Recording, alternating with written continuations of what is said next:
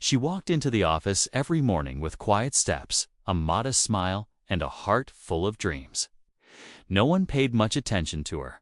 She wasn't flashy. She didn't gossip. She just worked day in and day out. But when the company's biggest project landed in her hands, things suddenly changed. Whispers started. Jealous eyes followed her every move. And soon, the rumor that she was too close to the boss spread like wildfire. They said she didn't earn her spot, that she must have done something to get that position. No one asked about her late nights, her missed lunches, or the quiet sacrifices she made to prove herself. They didn't see the real story. They just believed what they wanted. She heard every whisper, felt every cold stare in the break room, but she said nothing. She kept her head down and let her work speak louder than their words. The final presentation. Day came, and all eyes were on her, not with hope, but with doubt. They waited for her to fail, to prove their point. But what happened in that conference room shocked them all. Her data, flawless. Her ideas, innovative.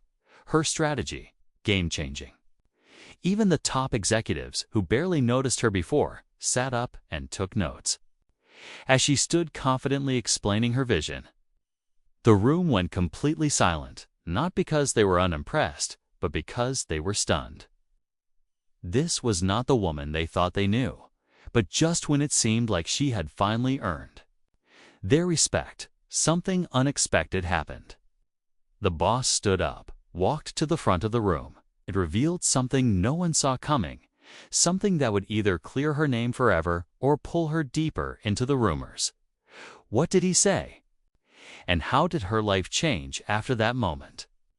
Stay tuned to find out the full story of how one simple woman turned false accusations into undeniable victory and taught an entire firm the power of truth, hard work, and dignity. Before she even stepped into that company, Aaliyah had always been the quiet one in every room.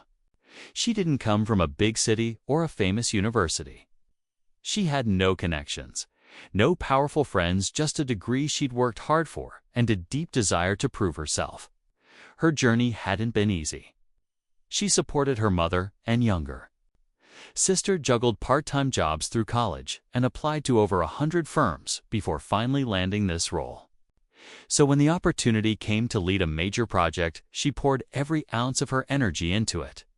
But she never expected that success would come with a price. At first, the comments were subtle coworkers giving her side glances, snide remarks, disguised as jokes, and passive-aggressive emails questioning her decisions. Then came the full-blown gossip. She's only getting ahead because the boss likes her. There's no way someone like her could pull this off alone. The office corridors buzzed more with rumors than respect. No one cared about the long nights she stayed back or the reports she repels. The narrative had already been written, a simple woman climbing too fast, too soon. For it to be real, even her closest colleague, Zara, started acting distant. Meetings turned cold. Team members hesitated to take her seriously. Aaliyah could feel herself being isolated, but she refused to break. She didn't fight the gossip with words. She let her work become her voice, and now she stood in front of the entire firm presenting results that had the potential to change the company's future. She could feel every eye burning into her. Not with admiration, but with disbelief. And then came the moment that turned everything upside down. When the boss stepped forward and addressed the room, the entire energy shifted. But what he said next left everyone speechless. The boss, Mr. Rahim, cleared his throat and looked around the room. "Before we move forward," he said, his voice calm but firm, "there's something I need to say about this project and about Aaliyah." The room fell still. Phones were put down. Even the whispers stopped. Everyone was waiting, expecting him to either confirm the rumors or try to protect her with a vague corporate statement. But instead, he opened a file and placed it on the table. "These numbers, this entire campaign," he said, pointing to the reports, were developed solely by her. I gave her no shortcuts. In fact, I was one of the people who doubted her at first. Alia's heart pounded. The room was holding its breath, but what she delivered is beyond what any of our senior staff could manage. And I think it's time the rest of you start seeing her for what she is, a talent this firm doesn't deserve to lose. It should have been a moment of triumph, but it wasn't. The tension only grew. Some in the room didn't clap. Some exchanged skeptical looks. One department head, Mr. Farouk, mumbled under his breath, "Convenient timing." Others stayed quiet, but their faces said enough. They still didn't believe it. Behind closed doors, a different battle was brewing. HR had received anonymous complaints about favoritism, unprofessional behavior, and how the project's success had made others feel pushed out. One of those complaints, Alia later learned, came from someone she had once mentored during her first year at the firm. Zara. Her old friend, and now silent rival, had been called into a private meeting earlier that morning. She hadn't looked at Alia since, and when she passed her in the hallway later that day, her only words were, "Be careful. Not everyone wants you to win." Alia was starting to see it clearly. This wasn't just about office gossip anymore. It was deeper. Someone didn't want her there, and they were willing to go further than just rumors to make sure she was gone. In the days that followed, the office atmosphere turned colder. Alia could feel the shift. People stopped speaking when she entered the room. Tasks that once flowed through her desk were suddenly rerouted. Even small things like being left off email chains or not being invited to team huddles began to pile up. It was silent sabotage, and she knew it. Yet no one would say anything directly. On paper, everything seemed normal, but the pressure was building, quietly and dangerously. Then came the internal audit. It was announced in a company-wide email late on a Friday afternoon. An unexpected performance review and ethics check for all departments. First glance, it looked routine, but Alia sensed something else. The timing was too precise. She had just submitted her next proposal, a plan that could reshape their entire marketing strategy. If approved, it would place her permanently in a leadership role. And that, clearly, was something not everyone wanted. Late one evening, she stayed back at the office to double-check her files. As she sorted through reports and documents, she found a folder she didn't recognize. It was tucked inside a shared drive she rarely opened. When she clicked on it, her screen froze for a second, then opened a set of files labeled with her name only. The contents weren't hers. They were altered presentations, poorly written drafts, and copied material from online sources. Someone was planting fake evidence. Her stomach dropped. She wasn't just being isolated, she was being set up. Meanwhile, Zara had grown distant, but Alia noticed she was always one step ahead, submitting similar ideas.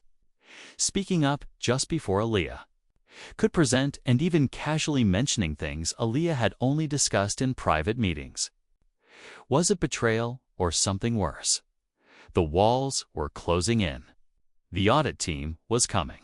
Whispers of plagiarism and policy violations had already begun to stir.